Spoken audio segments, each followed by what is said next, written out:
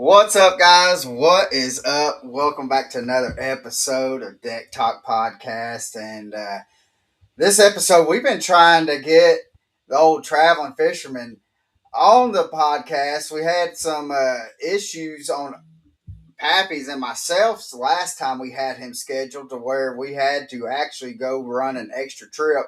So we had to cancel on him. And then Traveler decided that he was going to head back home to Florida. So we just now got everything going, and but let's get some business done real quick.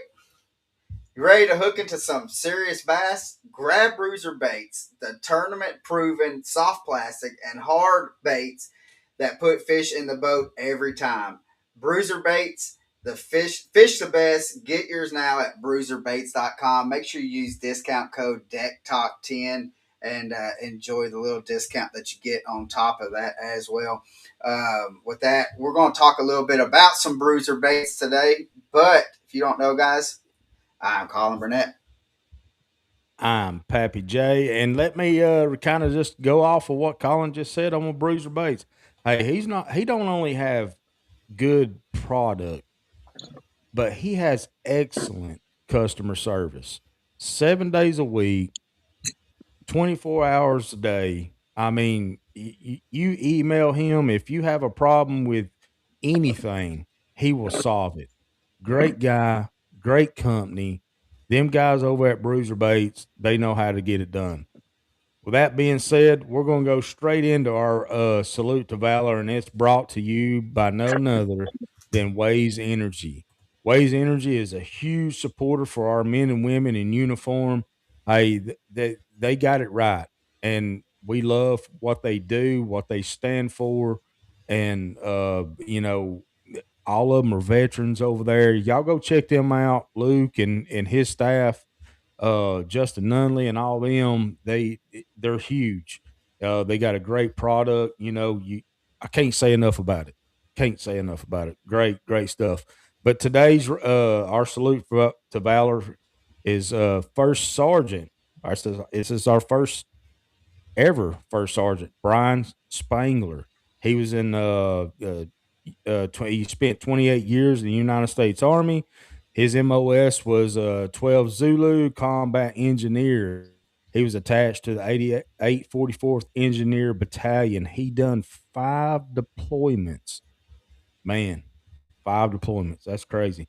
Hey, thank you, First Sergeant Brian Spangler, and all the men and women out there in uniform. We cannot say enough for you guys, because Yes. without y'all, us three right now, and many others across from coast to coast, we could not do what we do. So deeply, we thank Thank you. y'all Thank you. very Thank you all. much. Absolutely. Yeah.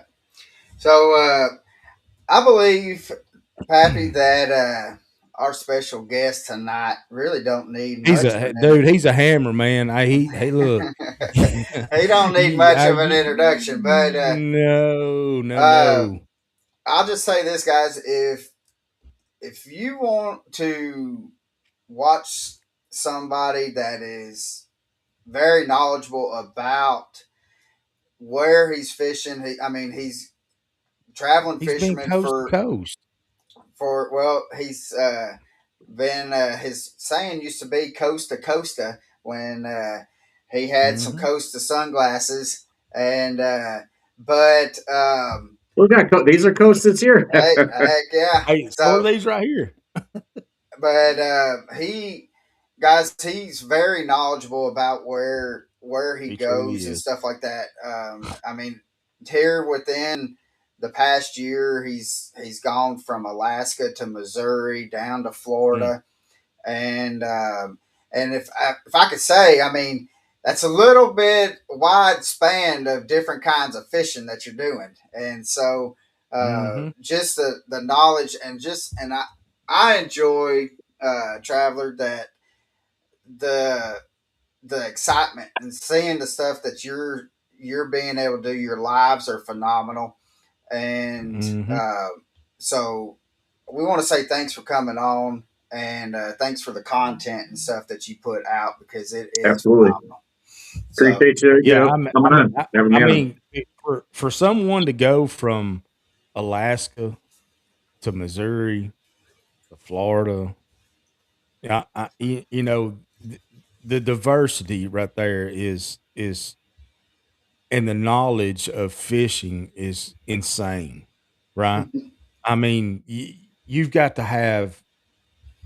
I mean, your knowledge bank should be just like overloaded right now, if I may say. Um, There's a few IOUs in there, but yeah. No. but I will say though, one of my favorite things is whenever we had you on the episode and you was in Alaska and you had the background on side of the road. I mean, you cannot put the reality in reality for Hmm. that. And Absolutely. that is awesome, and that's what I love about your content. I mean, you're authentic, you're straightforward, you're always engaging with your people.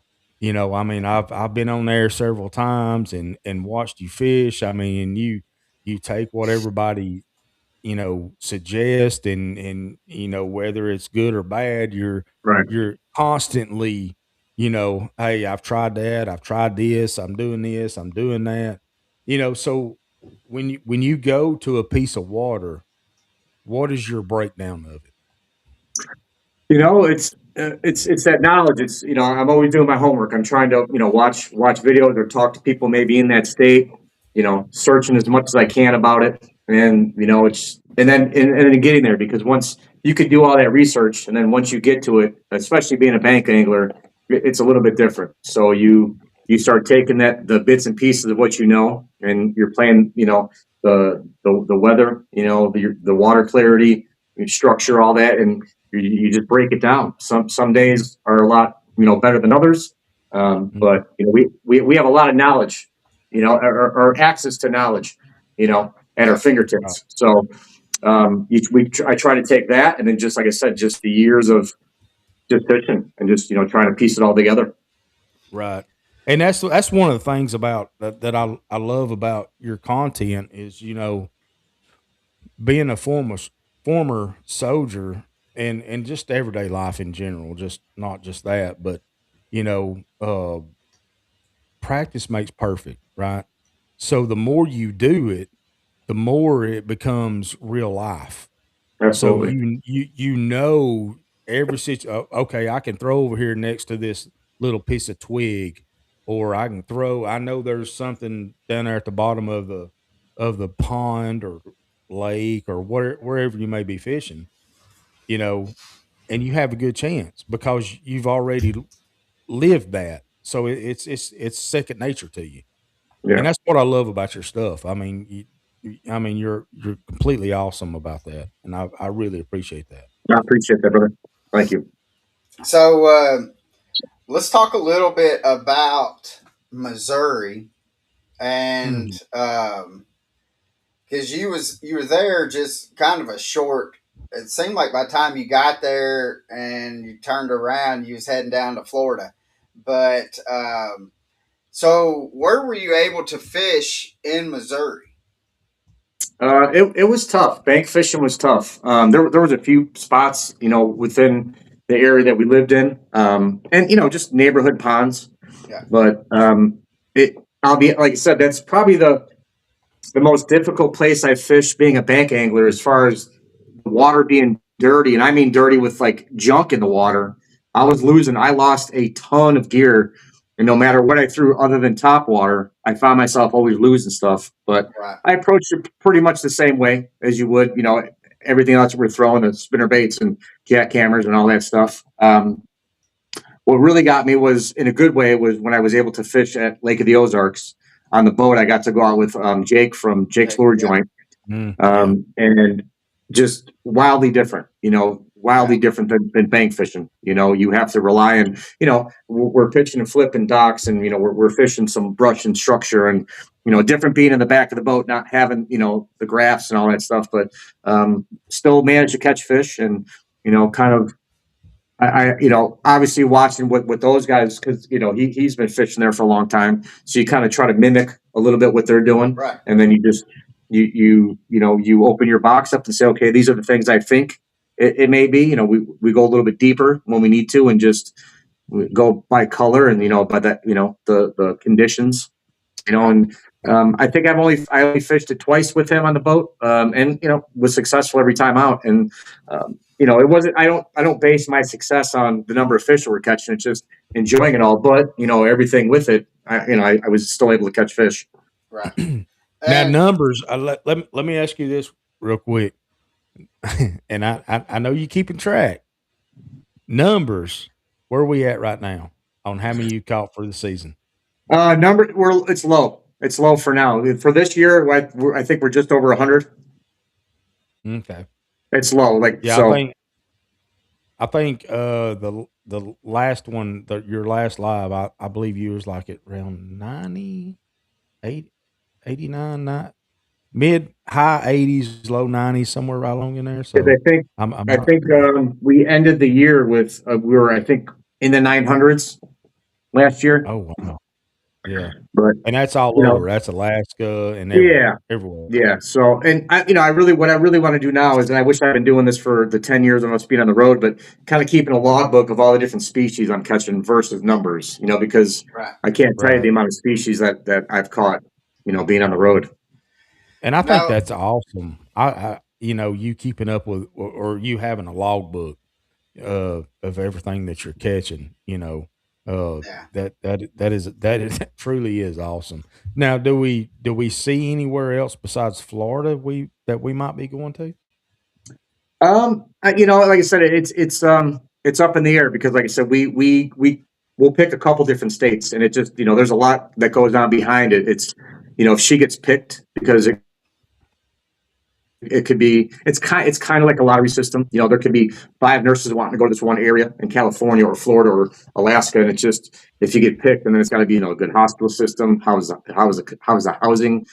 So Right. but there's a few places that we're hoping to get to. So but we always wait until like we're on the road going because there's been times where even this one we weren't supposed to be in Missouri. That wasn't our first pick, but Mhm. she got passed over, so that was kind of a backup. Yeah. Right. Well, we got Melanie AK is on Traveler, so she. So how are you doing, Melanie? Welcome Pappy, in. if you if You got that anytime that question you for Steven? yeah, I see it.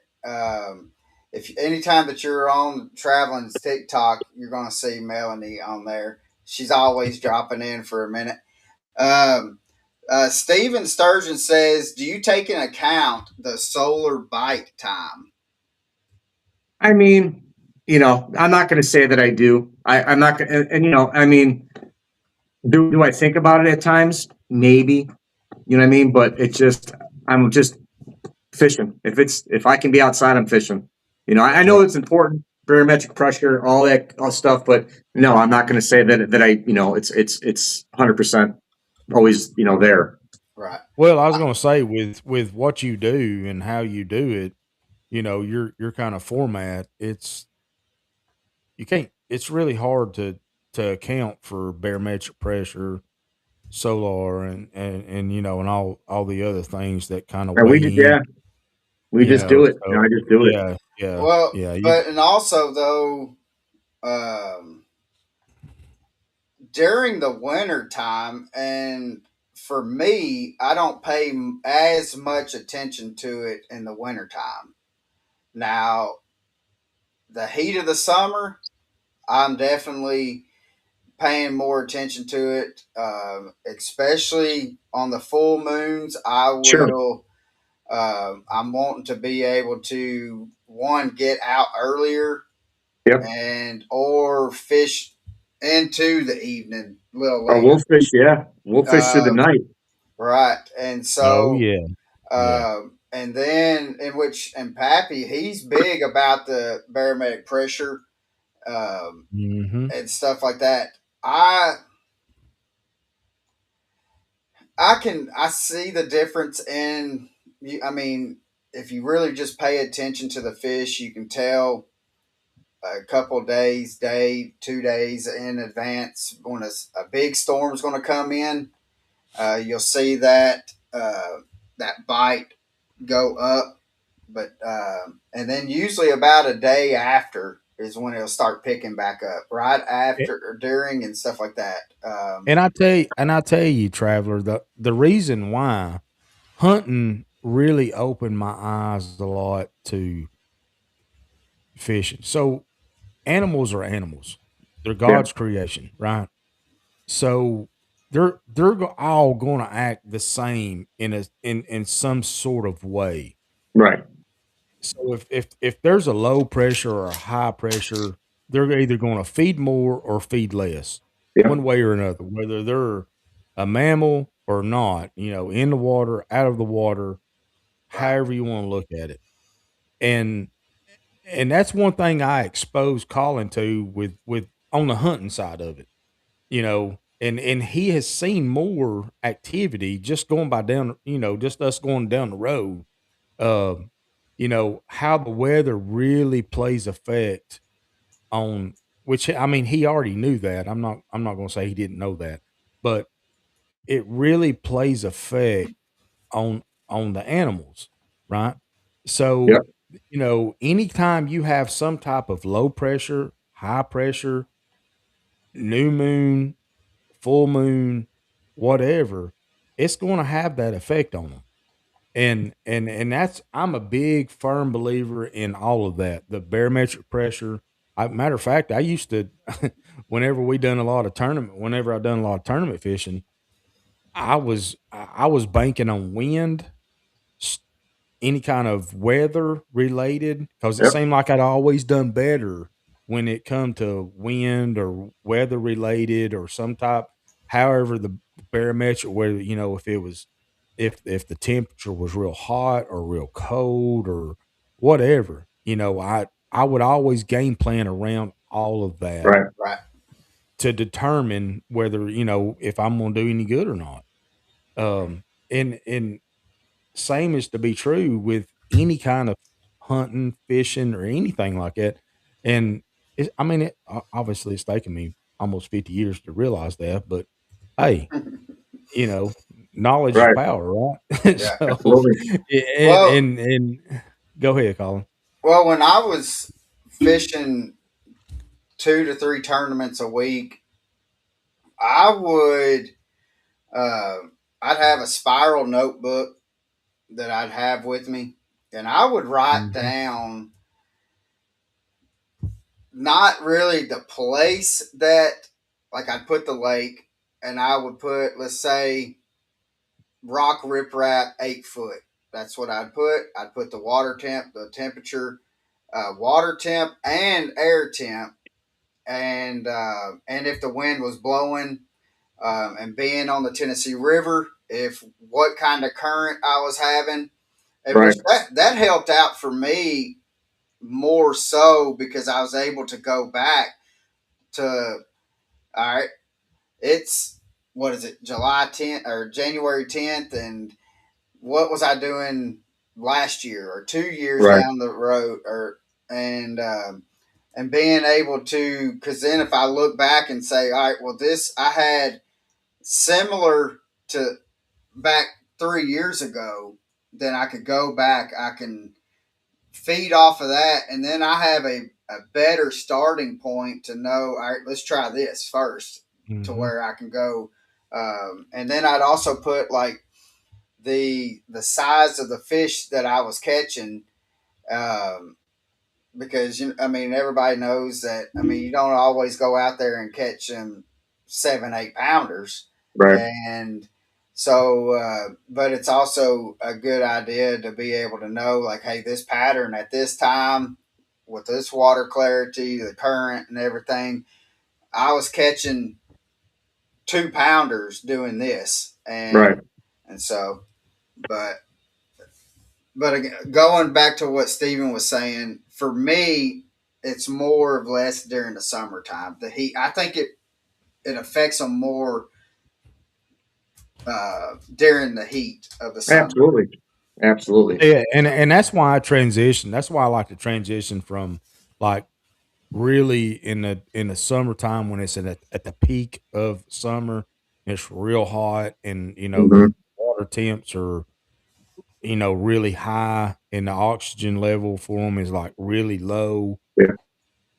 That's why I like going transitioning over into night because then everything changes. Right. The oxygen level for them is a little better. The water temp has cooled off and they're more active. Mm-hmm. Uh, you know, but that's just me though. No, yeah. I've caught a lot of good fish at nighttime. I love nighttime bass fishing. I mean, that's one of my favorite times, other than the pre-spawn and the Right. spawn. Right. But Yeah, it's almost like being in the spawn at nighttime for me. Yeah. I'm Absolutely. in the right spots. Right. now, do you do much night fishing, Traveler? Not really. I mean, evening time, you know what I mean? But as far as night stuff, not really. Not a lot. I mean, I have, but just not a lot. It's more of that's our schedule, the wife and I schedule what we're doing, or trying to Yeah, find somewhere. I'm not going to do a lot of nighttime bank fishing in Florida just because a lot of places that I do go are gators. So Yeah. got to be. But I'll do it if I can. You know. yeah, yeah. That's for sure. You don't need one of them lizards coming after you. So, With right the I was going to with say with the pond fishing, summer fishing, real quick. Like I've been building boxes lately. Post spawn, pre spawn, dog days of summer, downsizing, different presentation. Because that's one thing for me that I've learned that's really helped me. Because what I take my one pond hopping box doesn't work all year long, depending on where I'm at. So I've been yeah, trying to do that a lot more lately. Right. yeah, and I really like one thing that I really like that you've done is you have I forgot what you call it, a box that your your viewers can actually pick out the baits out of the box. Yeah, the And virtual tackle box. yeah, the virtual Yeah. tackle box. Yeah. That is something that is very cool to me because I think that because then you're pulling in your audience and stuff, to say Hmm. to where they're like, and then if you don't catch no fish, you can be like, hey, y'all suck at picking out baits. It just gets So them. It gets them to come in a little bit, and kind of gets. I think part of it too was getting them a little more familiar with these lures. That right, they're intimidated by or might not understand. So we'll do the breakdown of them, and then yeah, just get them out there more. What well, you're engaging your community, right? yeah, So and what's the perfect way to really break down a lake or a pond and what you're fishing with is to engage Yeah, and like I said, kind of retract back to earlier. That's what I love about your lives because a matter of fact, I had even suggested something. He was like, you know what, Pappy, that's what I done. And yeah. you did that because one of your viewers had already suggested that, and I'm like, hey, he's on to something. That's pretty good. No, it's So good because we all learn. You know what I mean? Like I'm not yeah, an expert. yeah, I've learned there's a lot of people out there. I'm not a professional, but I share what I know, and I want to be a sponge to it all and learn it all. And yeah. if you're seeing something that I'm not, let me know, and I'll figure it out. yeah, exactly. Now, my dad has said, has Traveler been able to get on any peacocks yet? Not this run, but yes, since we've been down here, yes, but not now. But we're there's a few spots in the area that are supposedly having a lot of, and that's the other thing that we can talk about. It's been getting harder and harder to fish these spots as I return because they're being taken over by third parties, or people are scooping up the properties and they're coming in, and you can't fish anymore. So it's been getting harder and harder to find them. I mean, I can go down south, southeast, like Homestead, Miami, Alligator Alley, and get on them, which we're going to. We're going to when we're down here, but we haven't yet. Yeah. Now, So speaking of that, you know, uh, I mean, I didn't want to go down that rabbit hole this early, but Well, we hey, can wait. We can wait a little bit. okay. I mean, whenever it don't matter to me because it's quite discerning. I mean, anyways, yeah, we'll travel that in a minute.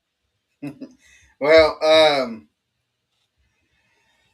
I do. What are you? What is like your bait of choice right now with you being down in Florida? What is your bait of choice that you're using? There's been a few, but it's I'm either throwing a jackhammer or I'm going to throw the mini max, a smaller one, or But even now, with the way that the weather's been, I've been really focusing on the ultralight side of things and just going with the Z-Man flashback. It's the smallest, like chatterbait jackhammer you can get, and I've been really focusing on that. And that's just because of how cold everything has been. It seems that it's kind of pushed that heavy bite, you know, but typically this time of year, it's either going to be that jackhammer or lipless. But like I said, I've been just So, really down. so have you noticed more bottom bites or kind of suspended bites or top bites?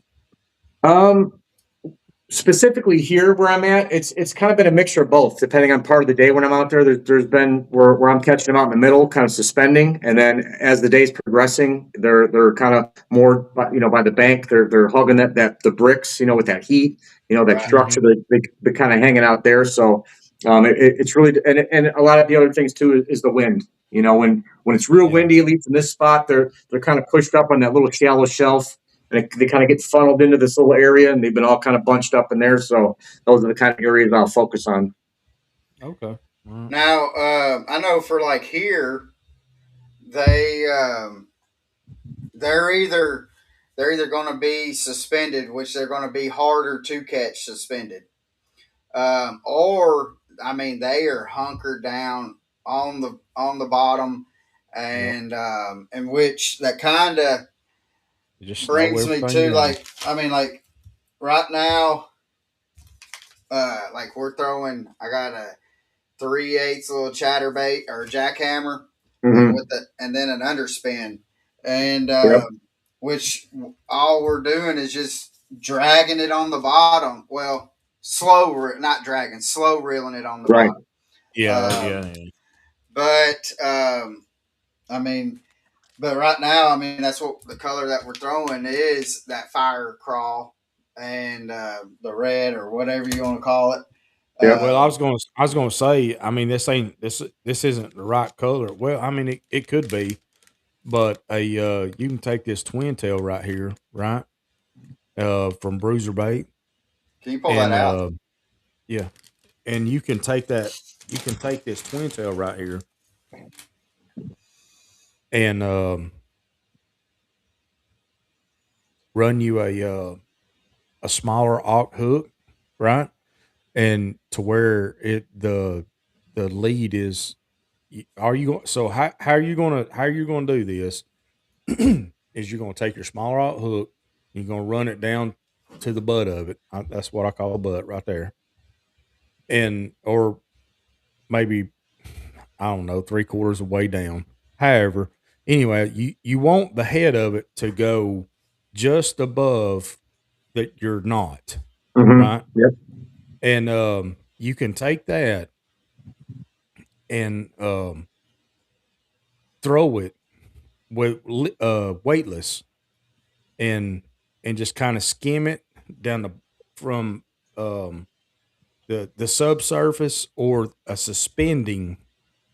Right.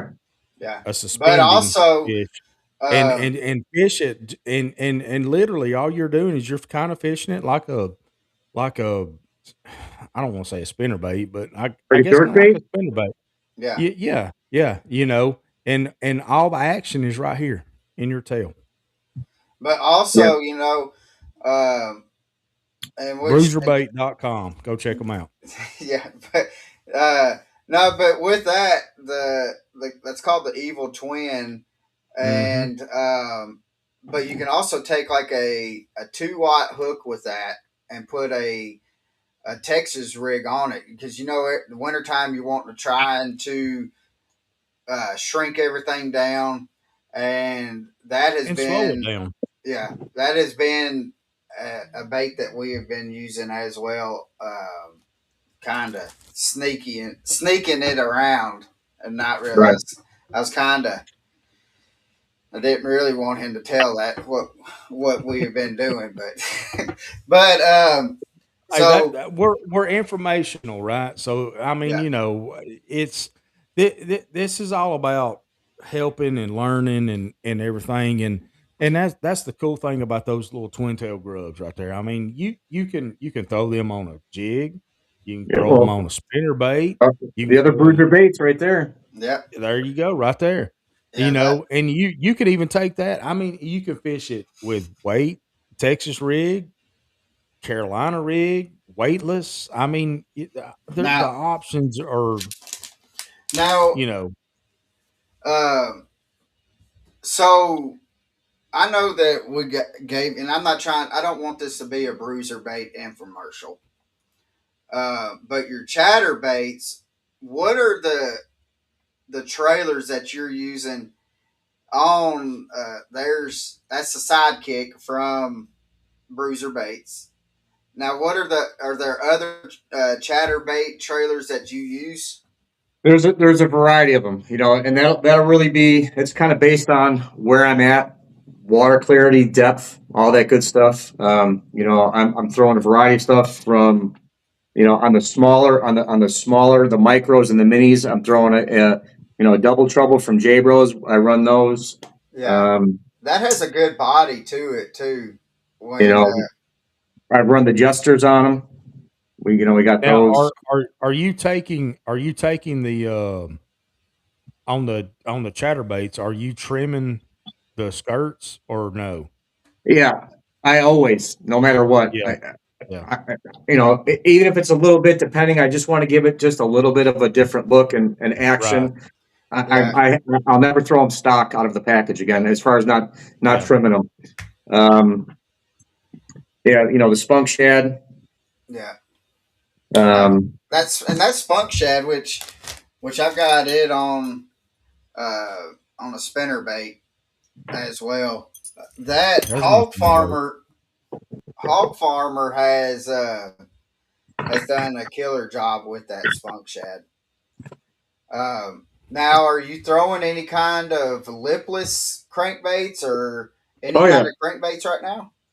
yeah, yeah. Throw, a lot of lipless, lot of lipless. Yeah. Now, do you change out the stock hooks? Yes, the Mm, only ones I don't change them out is on the Ozuri. That's the main ones I'm going to throw. Yeah. And Now, what do you put on them? usually like the gamakatsus, Yeah. mm, So, like yeah. super stickies or whatever you call them. Yeah, that's yeah. that's what I used to do too. Whenever I had well, depending on what depth crankbait I would Yeah. throw, Now, I always changed out my trebles on And my VMCs, yeah I like VMC too. yeah yeah um, and which it's funny because I was about to get to this. Hunter B Outdoors yeah. does the Wild Hunters baits, and this is the Sakamata shad that they have. Hmm. I have I I got some from when Jerry and Hunter came up to Chickamauga. Um, this bait, I mean, this is for your forward facing sonar guys that are just out there twitching a minnow. This is what Right. it's designed for, right? But I have put this on a small A rig, and this thing does phenomenal um, on the small A rigs as well. But Hey, Colin, what size swim baits? Remember and I'm gonna get to this story real quick.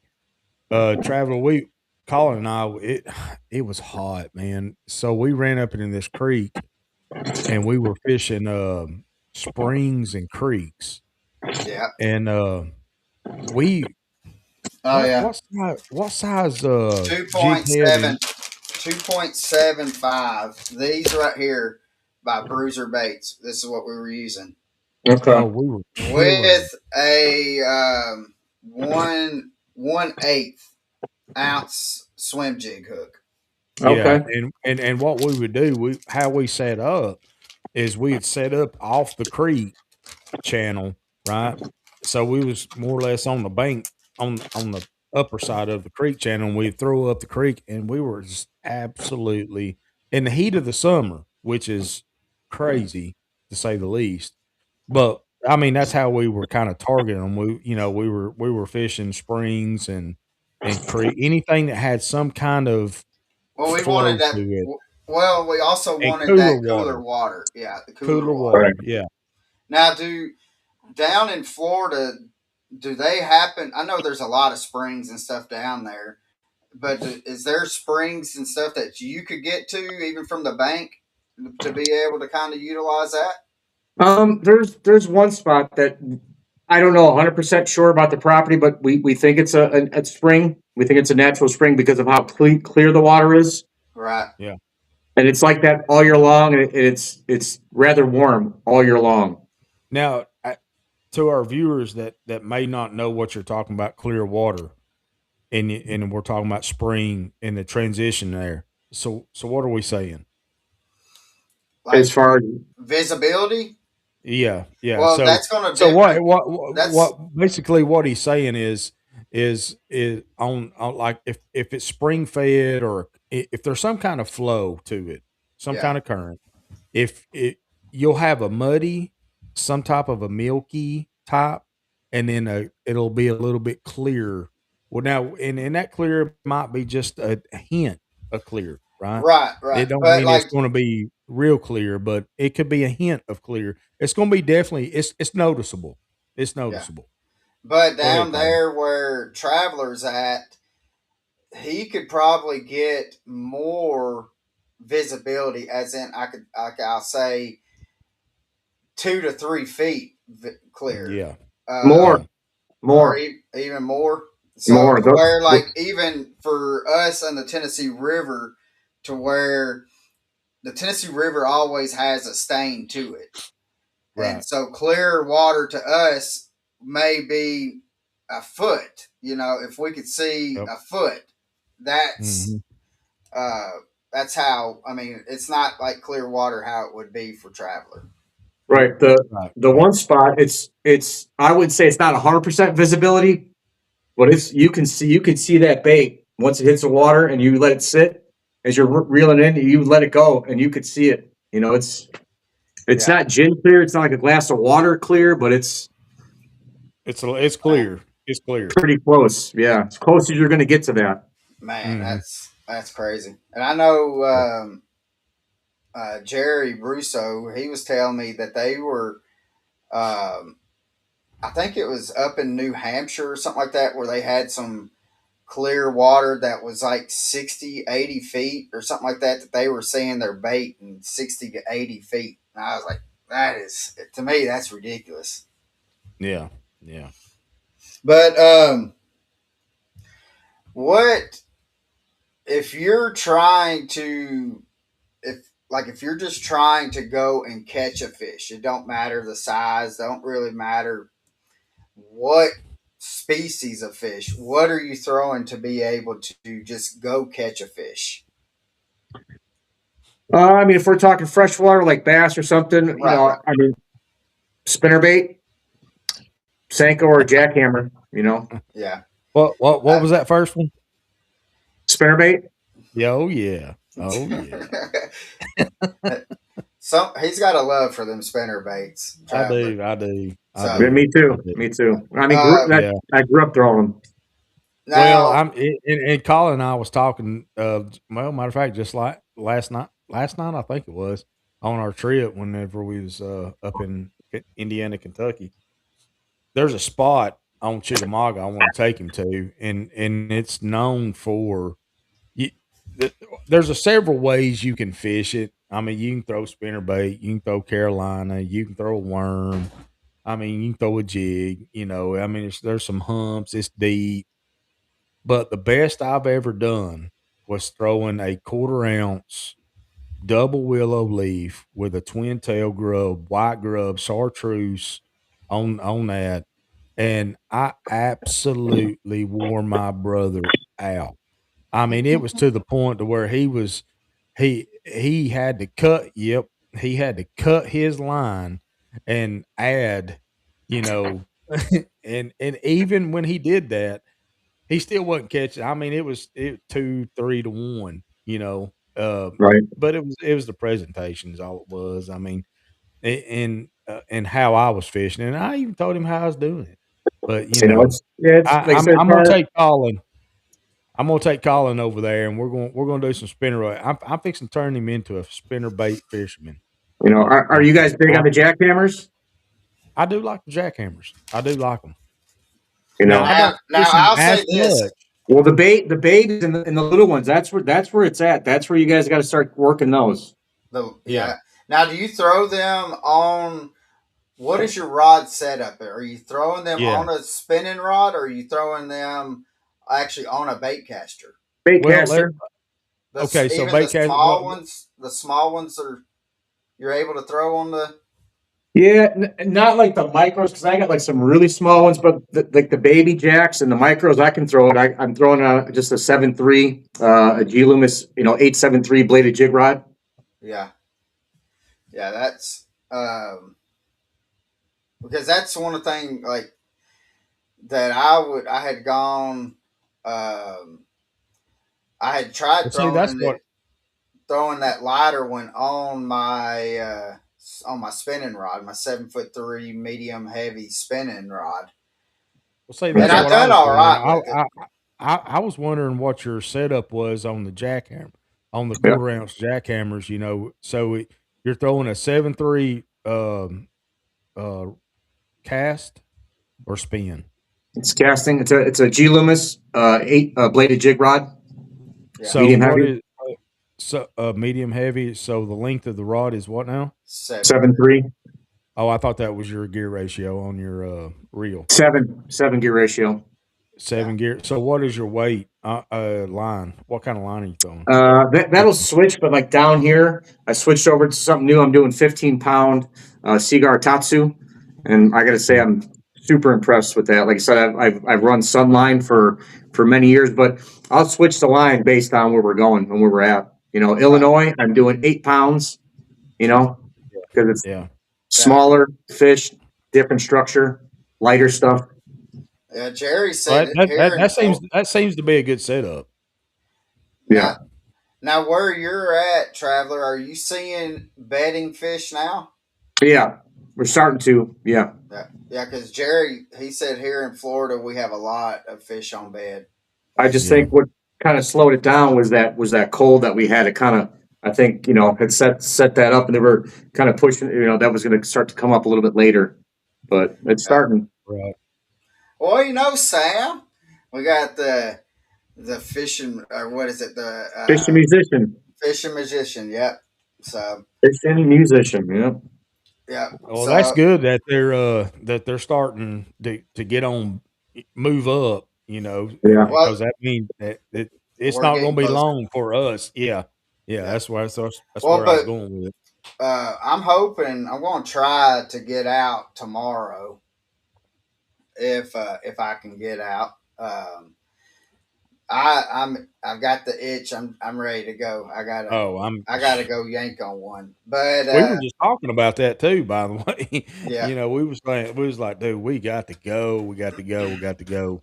But what if if you're talking to somebody that is new to fishing, what is the main thing that you would tell them to focus on? Because I mean, fishing, you can go out. I mean, you got look behind you. You got all them baits there. You got baits right here behind me that we got Yeah, yeah. walls. What what would be the technique that you would tell somebody that's just wanting to be able to go and catch a bass? Patience. Yeah, yeah, No, really. I mean, because again, think of I can still remember getting into fishing at certain times, and back then, and just being so frustrated with stuff we don't know. It's so intimidating. It's just, again, I say it's kind of bittersweet. Having what we have, in front of us, we can look up the knowledge. We can type in Yeah, a video. Hey, how do you fish a jackhammer? Just absorb it all. But yeah, start simple. Simple spinnerbait. It's pretty simple. It's a chuck and wind. You know what I mean? And then again, it's really up to you as far as where you want to take it. You don't have to make it complicated. You can just go out and fish. But yeah, now, if you want to start putting things together, pay attention to the wind, the sun, the temperatures, all that stuff. Start to get into that, but just have patience. Keep it simple, and just don't give up. That's a big thing. I think that's for me. I think that's the reason I enjoy it so much is I have that love, passion, and desire, as many of us do. right. But just because there's days out there that is tough, but I don't care. I'm out there. I'm enjoying it. But if you're Yeah, just starting out, you don't have to spend a ton of money. You don't have to get caught up in the hype. Just get something that's worth it. That's going to be easy for you to set up and keep dialed in, and just every day go out there when you can and just practice. Just have fun with it. yeah. And Well, that's and the what that's thing, that's what I would say to the viewers as well. And keep it simple. It's Texas well, rig, spinner bait, right. Don't and anything like that. Don't overthink it because I'm gonna tell you when I really, really started getting into it, that's when I started paying attention to the other stuff. Then I started getting in really detailed on my rigging and stuff like that. I And mean, you know, simple. Get yourself a Senko. exactly, yeah. Well, and exactly, the thing exactly. is that Cinco will catch fish anywhere in the country. I don't Yep. care where Yes, you're at, you're going yes, to catch fish, yes, Except and Alaska except Alaska.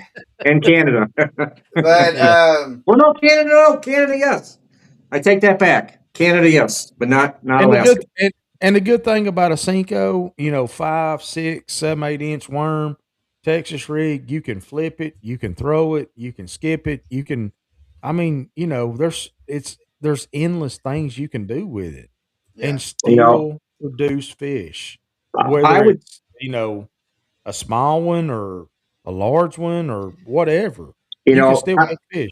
right. I would say more importantly, looking at it. I mean, not now, but in retrospect, say, because we talk about that spinnerbait or whatever lure. But I think what you need to concentrate on is the gear. What are you going to be yeah, doing, right? Because it matters. That gear ratio matters. That line matters. That action, heavy, medium, heavy, all that matters. Don't. And again, I've talked about this a lot. Don't focus on the color of that combo versus what it can do for you and what you're hoping to get out of it.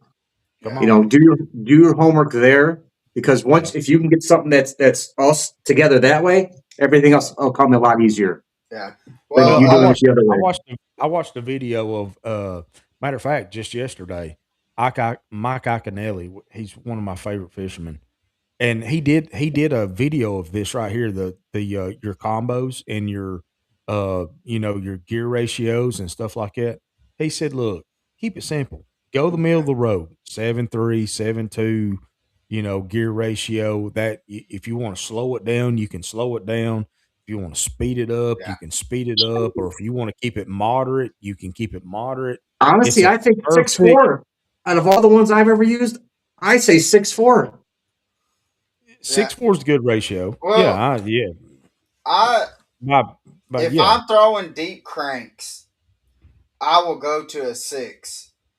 But everything else that I have is going to mainly be like a 7 3 to 1, yeah, and yeah. but that's for me. Well, it's so But it's so everybody else, versatile. right? But everybody, I mean, that's just like saying what's the perfect rod for everything. Well, Yeah, some's going to say a 7 foot rod. Some's going to say Mhm. 7 foot 3. right. Some 7.5. Or and it really all depends on the person and the feel that that person has. And Confident, correct. confident. But we do have Trident and Explorer says, and this is, and I missed it earlier when we were talking about this traveler. he said, "Why would you change out the hooks?" When we were talking about changing out the hooks on your crankbaits. So, real huge shout out, Trident Explorers. How we doing? That's actually the first person that I was put in touch with that I got to go to ICAST for when they set up. They were brand new to the scene with that Right. boat. So, what's going on, my friend? Welcome in. Um, so a big thing for me, if anybody that throws cranks or anything with those on there, a lot of those stock hooks, they don't have a very good flex or the flex point. You know what I mean? Where it's Come just on. they bend out a lot easier. Mhm. Well, they get They're dull not as quicker. sticky. They're not Right. as sticky. Right, They don't. and they dull out very quick. Yes. They bend out very easy, and I'll go a step further, not just switching out the hooks. I'll do the split rings as well, because they have upgrade. You can upgrade that as well, because I've had those break Yeah. off before. I've had them just the other day. I don't want to say the brand, but I bought something different, Hmm. and I was on live. It was like 2 weeks ago, brand new, out of the box, tied it up, third fish in. That the whole hook it slid out from that O ring in the back. Mm. So it's Yeah. super important. Well, it kind of goes in saying it with anything you buy in stock, right? So whether it be a car, whatever, you're getting the very minimum is what you're getting. Well, And they're Not trying to. and not to degrade them by no no, means, no, No. Well, but they but got to. They it got. is what it is, Well, they have to you make know. money, and if Yeah, right. they go and exactly. So if they put hooks on there that cost, let's just say it costs them the 50 cents a Gamagatsus, hook, then Trocar. that's another dollar that they're having to put on that price point exactly. on that. But I'd rather spend that extra dollar, knowing having that peace of mind, knowing that if Yeah. I do lean into that fish, it's going to stick, or it's not. Yeah. You know what I mean? But Right. Yeah. you got to do that diligent anyway, and that's something you need to get into. If you're brand new and that's something that's happening to you, either do some homework on brand, because some brand does offer better. The price point's a little higher, but it's worth it. Or get yourself that split ring tool, get some extra hooks, and change that stuff out every month. Or Yeah. wintertime, if you're not fishing, go into your box. Now's that time to swap out all that hardware, and you'll go into Yeah. the new year, more And confident. and that and Right. that goes back to what we were saying earlier. I mean, you want to keep it simple, but once you get into the fishing, at the outdoors, fishing, hunting, you begin to gain more knowledge and how you want to do things, and you start listening at the dock, and you start listening, on podcast and YouTube. I mean, the social media is just unreal, and Yeah. then you start gaining knowledge and be like, okay, I can take this crankbait and that might dive 10 to 15 foot deep and change out the O ring or the rings and the hooks to a better hook, and it's Yeah. not going to change the presentation none. Yeah. We're still going to get the same, but you're going to be a little more confident, like you were saying. You're going to be a little more confident in hooking that fish, or Mhm. with a Gamagatsu versus whatever else. And I'm not trying to throw Gamagatsu out there, but it is, Well, and the but it thing is is, what it is. yeah, I mean, because like I used to be heavy on Gamagatsu, um, and then we got with Spear Point, Spear and point. Yep. Spear Point is, I mean, if how can I say this? If you're going to throw fluorocarbon, Spear Point is a phenomenal hook. Mm-hmm. And but if you're going to be down in Florida and you're going to throw spear point, you're going to have braid on. You better have a heavy duty hook on there, because I've heard that the spear point hooks are breaking on hook sets when with the braid. That's not the Okay. heavy hooks. So, um, but I mean, I've had the Well, Gamagatsu. that just goes with no flex. Yeah, So I mean I I mean mean, they are stiff. I I mean I've had a 6 pounder that I've got a video of that I've reeled into the boat, and well, then I tell you what, go better than that. Tell us about your PB. What you caught it on, the whole everything.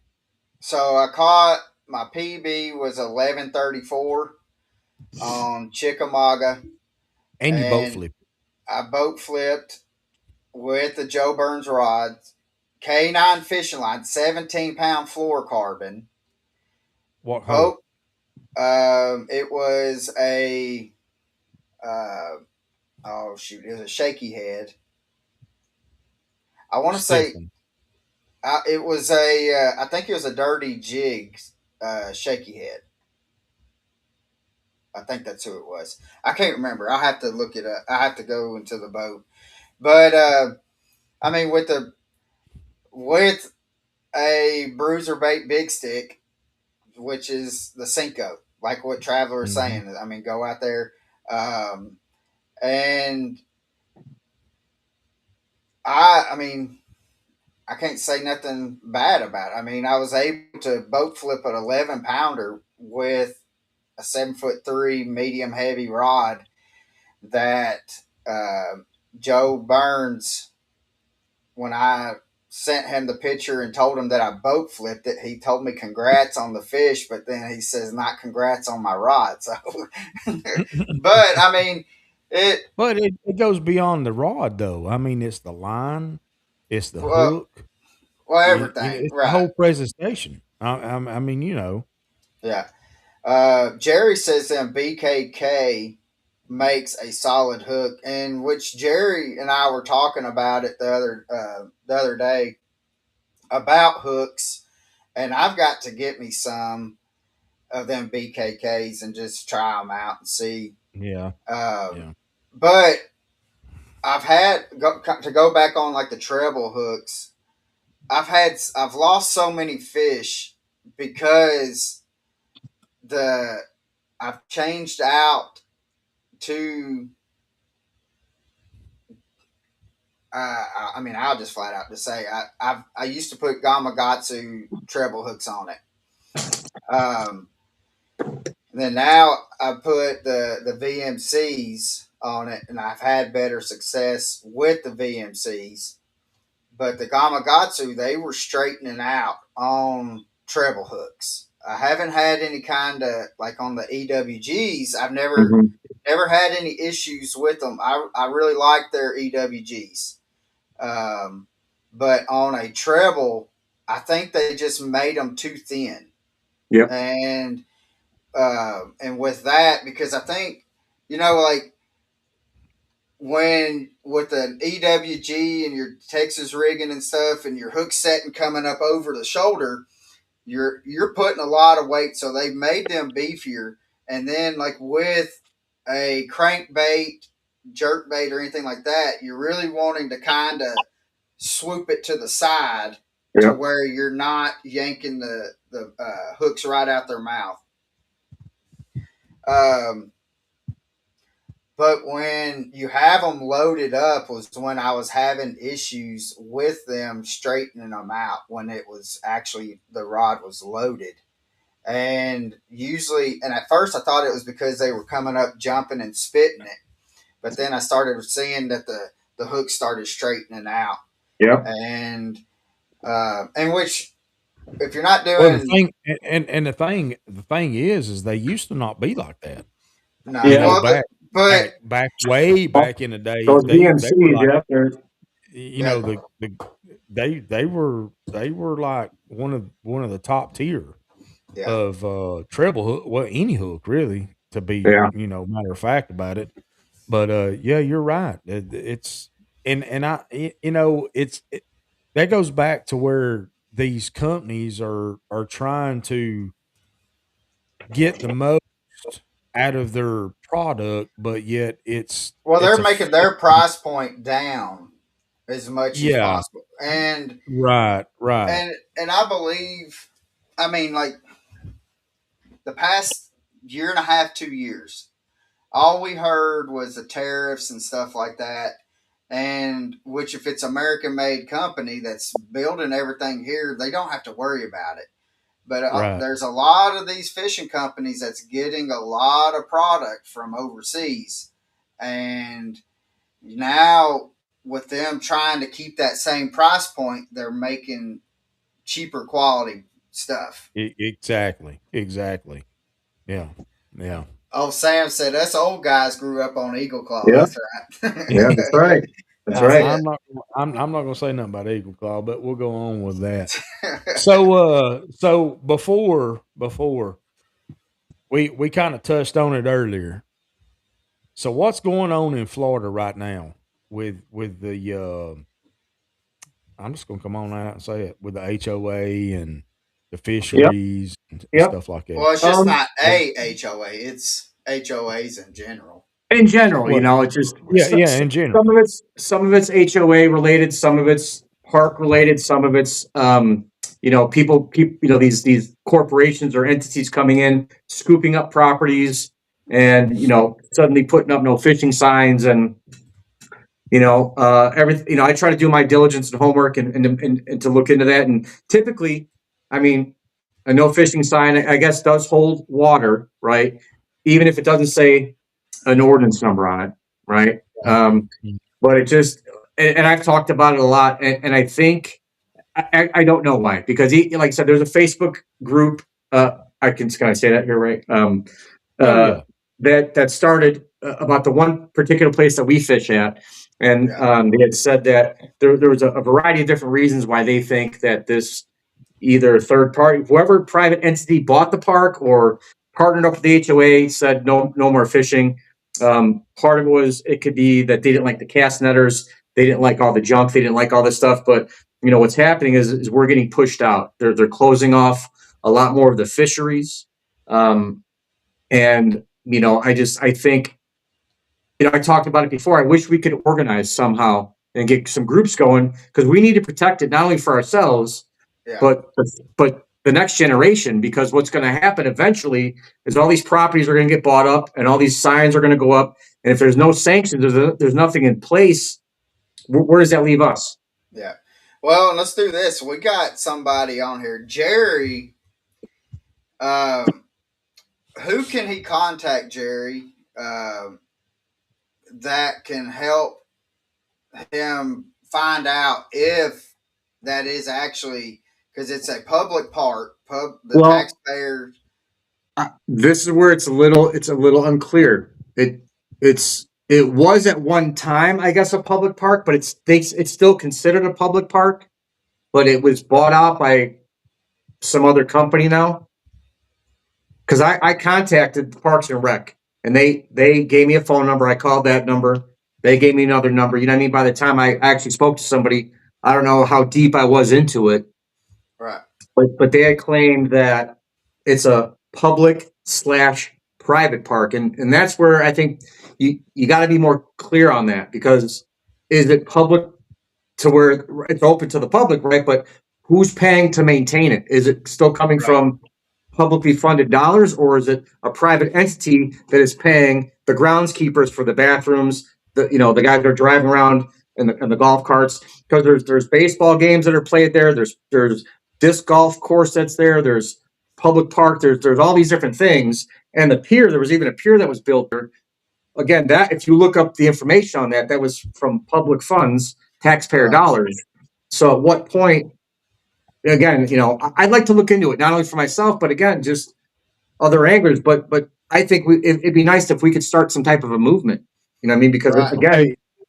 So listen to this. So and I don't know how true this is. You know how the internet is and everything else. So I just seen today that the state of Oregon is trying to ban all of fishing, hunting, everything. And the thing about it is there's another state that's kind of keeping an eye on it to see if it passes. So if it does pass, and I'm not going to call out the specific whatever. Anyhow, Oregon is leading this whole thing. So I kind of wonder if it don't go back. If I'm not saying that Oregon has anything to do with Florida, but if that don't have something to do with it, because like I said, I just seen it today. I don't know how true it is. I Right, and don't we don't know know. any of that, but We, from what I understand, that if that it's going through the state of Oregon right now, and if it passes, that they will be banning all hunting, fishing, anything that has to trapping, anything that right. has to do with outdoors. I mean, You know, and that But goes against everything that we have ever done that'll be in a America. very dangerous precedent if they do Exactly, that. That's just going to start the wave. yeah, exactly. but the thing on it is the kind of goes with that, but not really. Um, is there's a group from overseas that is trying to get past here in the United States. Um, the Let's Talk Fishing podcast with Danny Pruitt. He When he came on, he was telling us about it. That Hmm. they are trying to ban live bait fishing for anybody to use live baits. Why? Because they're saying that that's cruel for the fish. But guess what they And eat?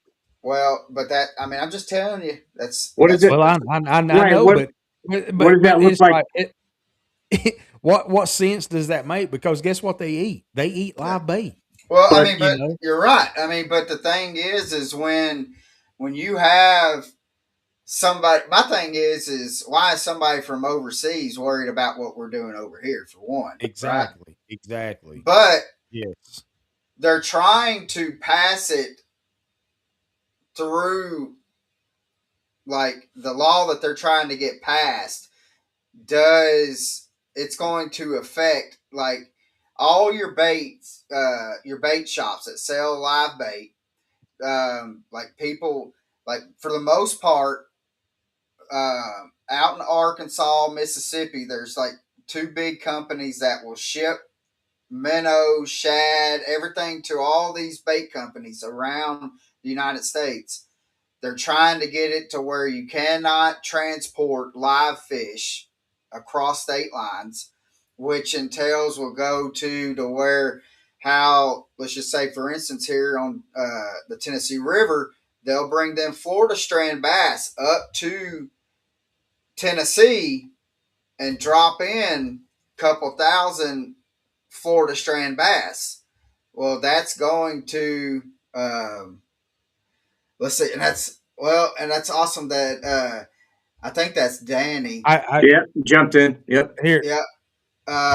and Sam, you're right. You're exactly right. It does go against um everything that we stand for. I Yep. Yeah. mean, it it's not They right how Yeah. they can dictate what we can and can't do Yeah. they take that in away. the It's outdoors world. Yeah. they take that away. It's a whole different ballgame. Well, see, Yeah, here's yeah. Danny with the Livewell podcast. It's under explanation the introduction of invasive species and different waters, but they just do not want animals being used. Uh, was swinging by. Hey everyone, what's up, brother? Thank you for coming in, and thank you. You could not have came on at a better time, brother. Yeah, And for real. so uh, Well, that's what and Samuel Wright was saying. He said it wouldn't become a violation to the Department of Interior Regulations. Yes, you're right. It would become a violation, and it also becomes a violation to the Constitution of the United States of America. Is what it Yeah. becomes to.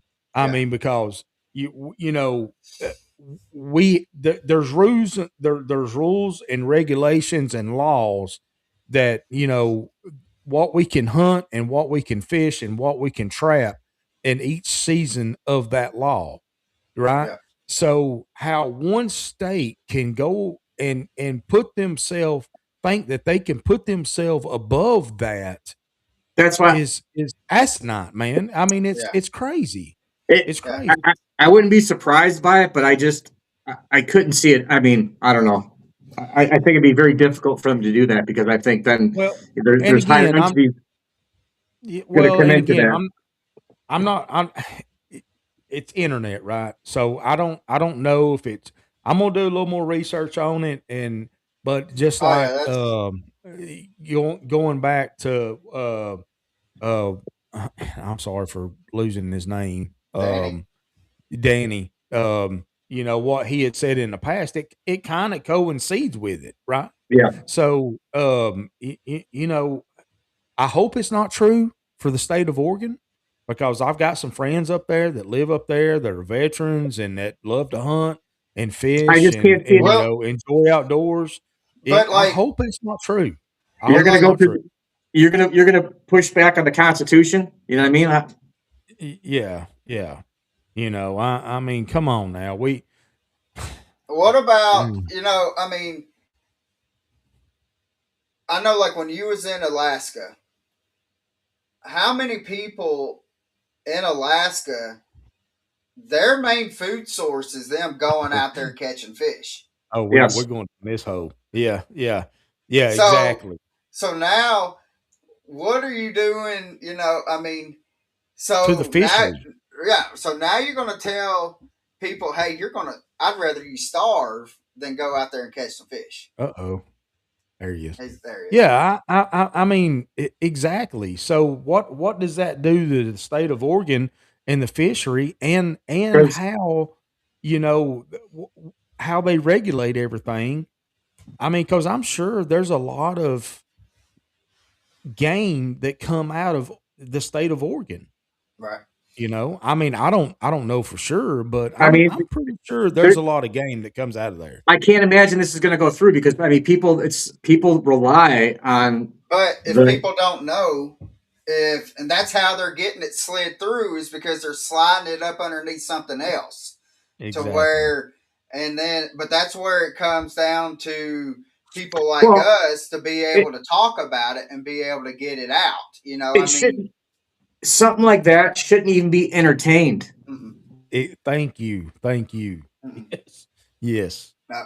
But you know, we like TWRA.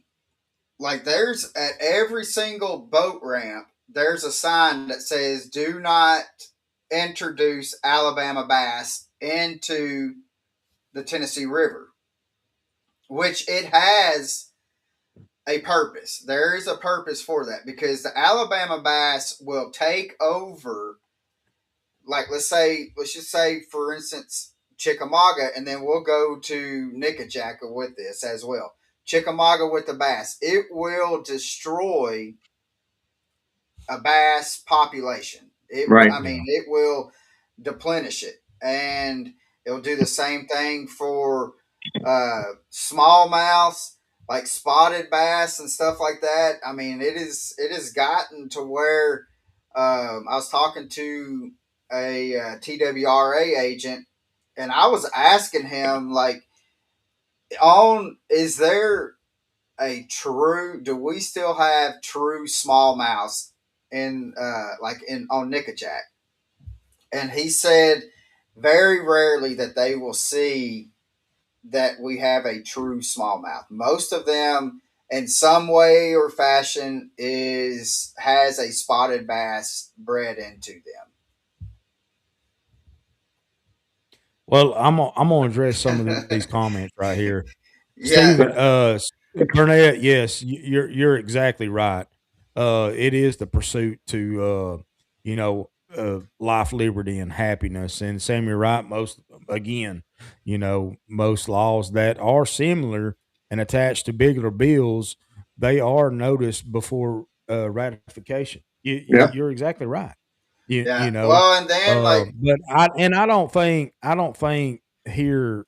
Um, we're not being a butthole to introduce, you know, Alabama bass, well, but I'll say hey, Brian. That's it's it is what it is. well, and But that's Brian Baca. He's I know, I he's know, I.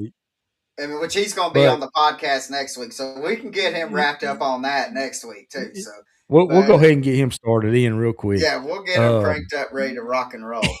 But Alabama Bass uh, Council. no, it's no. yeah, Yeah, I know. No, we're not. Oh, slick. yeah. Yeah. Uh, let's see, and then But Jerry. it. Here's what. Well, hey, Uh, listen, gentlemen, real quick. I don't mean to cut it short, but I'm gonna have to cut it short here shortly. Go pick up the wifey. yep, So Yeah, yep, no, not you're right this good. You're second, but good. soon. yeah. So, well, you just if we get. Well, hey, we went down that rabbit hole and we opened up something, and then now No, everybody's like, and it's great, and I would love to come back on it or be part of it and talk about it more because I think it's really important. And I think yeah. you it know is important. It Well, the is. and awareness, It truly is. and if we can somehow, it starts with one, right? Yeah, To have that, to have a group, to have something organized. Because again, if we don't stand up to it, if we don't have something set in place, eventually there's going to be no more fishing for anybody. yeah. yeah, Well, yeah. and the thing. Anything as far as that goes. I Well, mean, according to what I've seen, you know, well, my thing on it now whether it's true or not, I don't know. um, is I think that whoever's voting for this, and I'm not trying to pinpoint any Yeah, kind of party or anything like that, right? But right, they need right, to be right. held accountable. They need to really, and if there's something, it needs to be that if it's fine print saying, "Hey, this is also what it's covering up underneath," to where they're trying to slide this up underneath. But I think again, and Well, I think I tell you what, let's go, let's just do this. If anybody's out there from the state of Oregon that knows that this is going on, get in touch with us because yeah, we would really like to know and you know kind of confirm things and whether it's true or not. Because again, I don't know if it's true. I just seen it today. I read on it. I didn't do any kind of research on it, so you know I'm putting it out there. But if it's Yeah, not true, I want to know that it's not true. If it is well, true, I want to know if it is true. well, Either and way, but I do know. I mean, like what Danny had said, like because he's been looking into it, and I need to get with him to have him. He's going to yeah, send me the oh shoot, what is it? How they're trying to pass it, right, the yeah, identification. that is a yeah. good that is a good suggestion. Though seriously, Ted Nugent, if you guys could reach, I mean, I've met him before, and if you could send him an email, he would know, and he'd be another guy to get in our corner. Yeah. So Yeah, yeah. But real quick, gentlemen, I don't mean to cut you off. yeah, I gotta No, start making my you're way good. out. You're good. yeah. Hey, Well, thank you, thank you, traveler, brother. and hey, yeah, we appreciate everything you do out there, brother. And hey, keep throwing, keep throwing. Yeah, I will. And like I said, anytime, gentlemen, I would love to come back and talk about anything. Absolutely, well, So we may have you absolutely. come back on here pretty soon, so we can kind of Yeah, crank this yeah, back up, and okay, if yeah. if we want to, and all that. So, but Well, it's an issue. It's an issue that needs to be addressed.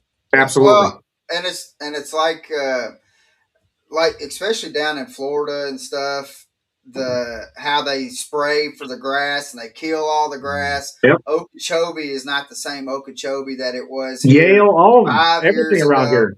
Right, right. So, and I think it's a good thing. I mean, they spray everywhere, not just down in Florida. It's every It's right, it's but all it is. I think the more awareness that you make people know about it, and if there's stuff that, if y'all Hmm. know that there's a meeting going on to where people can actually go to and kind of voice their opinion, just let Right. us know in the comments, and we'll make sure we get it Hey, posted and And stuff like people that. need to yeah, be more aware of that because it affects even people that don't fish. They don't think about it. It's stuff that Yeah, it's you walking your dogs through it. It gets into the water. It affects so much so more much. than just the fisheries. There's a everything, lot of bad to it. everything. Yeah. Yeah, everything, everything. So, but All right, traveler. We we're All appreciate right, gonna you, get brother. gentlemen. off We here really do.